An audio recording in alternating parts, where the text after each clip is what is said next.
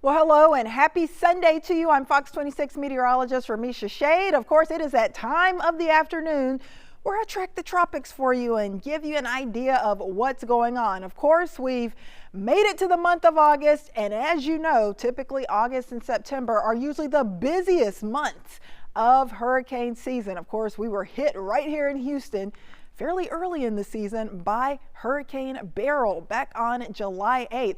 Before it hit us, of course, it did briefly strengthen to a catastrophic Category 5. Of course, before that, we had Tropical Storm Alberto. We briefly had Tropical Storm Chris.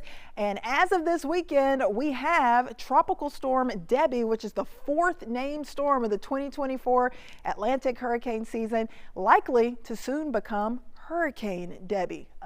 We have a few problems. So I'm going to track that for you and let you know exactly where that is headed, because right now it is in the Gulf of Mexico. So that may have you concerned, but it looks like it will take a different track than Hurricane Beryl took. As far as water temps out there, water temps are super warm and steamy, just like bath water out there, soaring well into the 80s. These sea surface temps are showing a lot of heat out there and a lot of fuel for this potential hurricane to work with over the next 24 hours. So we've got water temps in parts of the Gulf of Mexico close to 90 degrees. So that will definitely help to fuel Tropical Storm Debby, which will soon be Hurricane Debby most likely. So we are going to be dealing with the potential for a Category 1 hurricane in the eastern Gulf of Mexico. This is likely going to be late tonight, early tomorrow. The forecast calling for Debby to strengthen into a Category 1 hurricane, and its intensity has increased on this latest forecast, now forecast to become an 85-mile-per-hour Category 1 hurricane as we go into late tonight and early Monday. At this point, Tropical Storm Debby is currently moving to the north at 12 miles per hour. Maximum sustained winds are at 65 miles per hour, so that still keeps it as a fairly strong tropical storm. Not quite hurricane status just yet, but it is moving over some very warm waters in the eastern Gulf of Mexico, and that means it will likely go through more strengthening, maybe even a rapid strengthening cycle before making landfall, likely early Monday morning.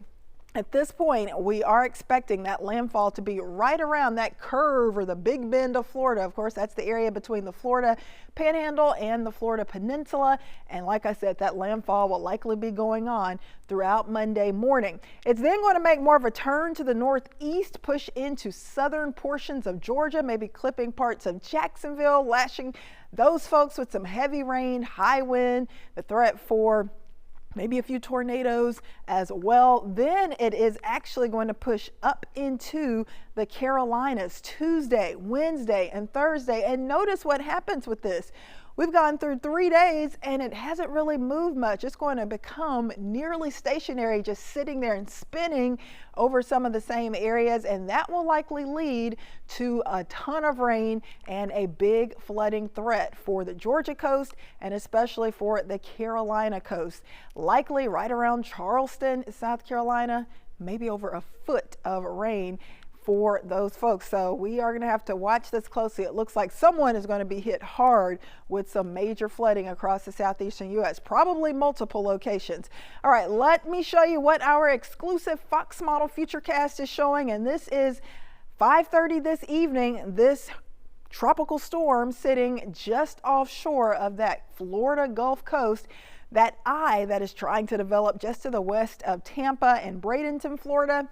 Notice though, by late tonight, early Monday morning, 3 a.m., this is becoming a more well-defined system, likely turning into a hurricane early Monday morning around 3 a.m. You could see that eye wall developing there and starting to push up into the Big Bend of Florida. So that means conditions deteriorating for cities like Perry, Florida, Jacksonville, Florida, and over into Tallahassee, Florida for landfall. So we are going to have quite a few areas being impacted by what will likely become Hurricane Debby for tomorrow morning.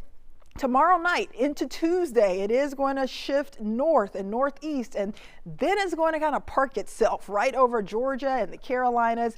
And notice between Monday night, Tuesday, Wednesday, even into Thursday, this system not really moving much. It's kind of staying right over Charlotte, North Carolina, Charleston, South Carolina, and back towards Savannah, Georgia, Augusta, Georgia, and just dumping a ton of rain. It's going to be cloudy, it's going to be wet, it's going to be windy, and yes, the flood threat will be extremely high for these areas. So this is going to be a pretty significant flood potential for some of these locations. It's not just the flood threat, but of course you've got the threat for heavy rain and the strong wind, and also that threat for dangerous rip currents. We also have the threat for tornadoes, and we currently have a tornado watch out now for a big chunk of Florida, including the Tampa area right now, and you can see all of this rain getting pushed onshore. We've got the rain really coming down around Tampa, down towards West Palm Beach, Miami. We've got flood watches, we've got tornado watches, tropical storm warnings, hurricane warnings. So just some very rough weather for a big portion of Florida. Here's a closer view at some of those rain bands, and some of these rain bands are starting to spin and produce these storms that could put out a brief tornado or two. This is going to be down from Tampa, Bradenton into Port Charlotte, Cape Coral, and all the way down to the southern tip of Florida. So definitely a lot of rain action, strong to severe storms, and of course the threat for damaging wind with a landfalling tropical system, which will likely become a hurricane. So notice as I zoom into the Big Bend of Florida, you see the city of Perry, Florida here.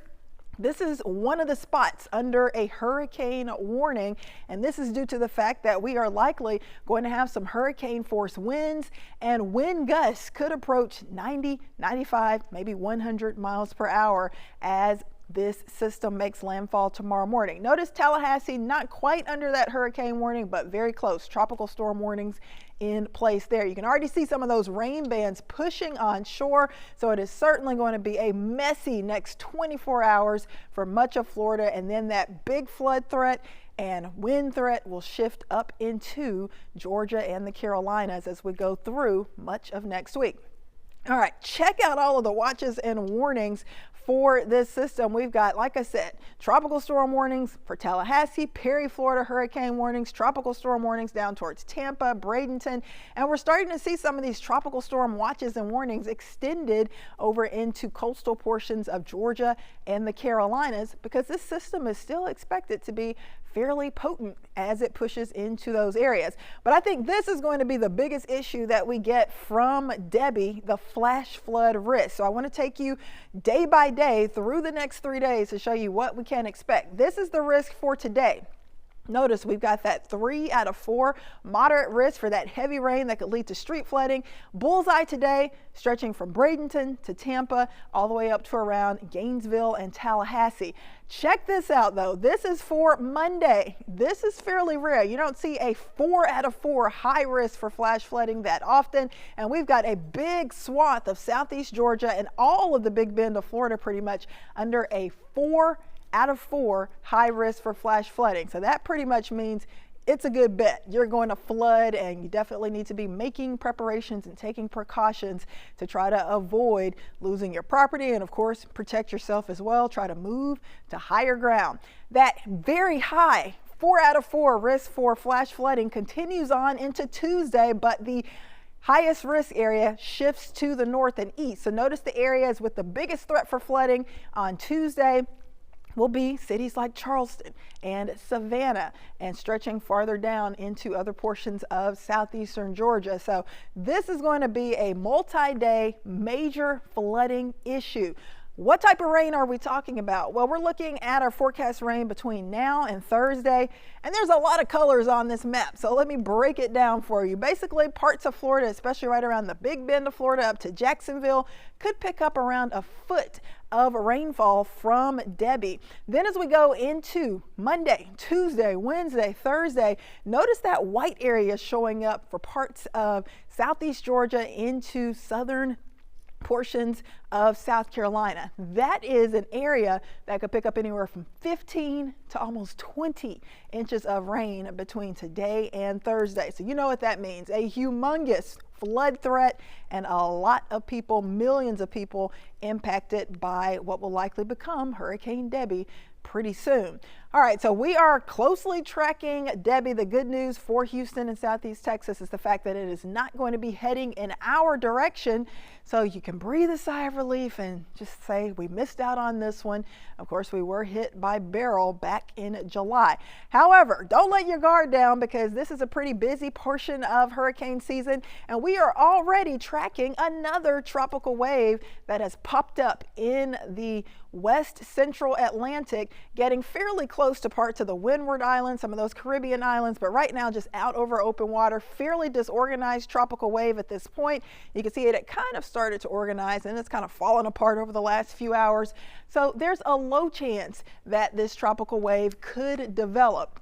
In fact, that chance only around 10% over the next 48 hours, and a 20%, still low, chance that it could develop over the next week. But notice the general track, basically drifting to the west, pushing over some of those Caribbean islands into the Caribbean Sea, and then several days out, possibly moving over the Yucatan Peninsula and into the southern Gulf of Mexico. So we definitely could still have some problems on our hands several days out, but for now, it looks like the tropics will leave us alone, at least for the next few days.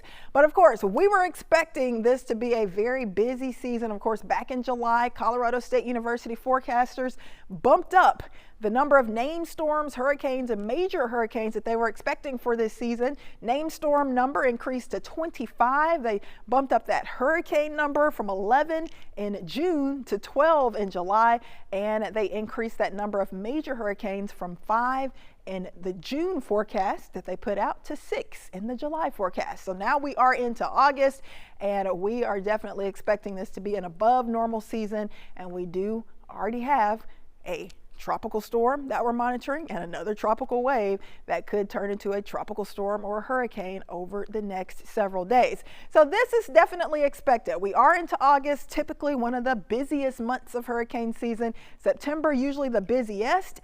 Then as we get into October, the hope would be that things would start to settle down as we get closer to the end of our hurricane season, which of course ends on November 30th.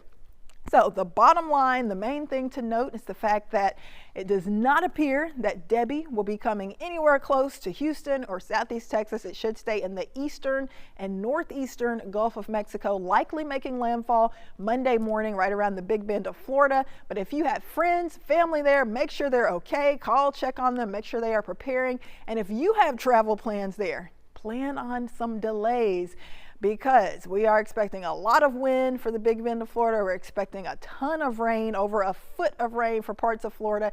And even if you have travel plans to Georgia, coastal parts of Georgia or the coastal Carolinas, maybe up to 20 inches of rain by the middle of the week. So impacts will be widespread. They just won't be felt here in the Houston area. Well, that will do it for your tropical update for today. I'm Fox 26 meteorologist Ramisha Shade. Enjoy the rest of your weekend.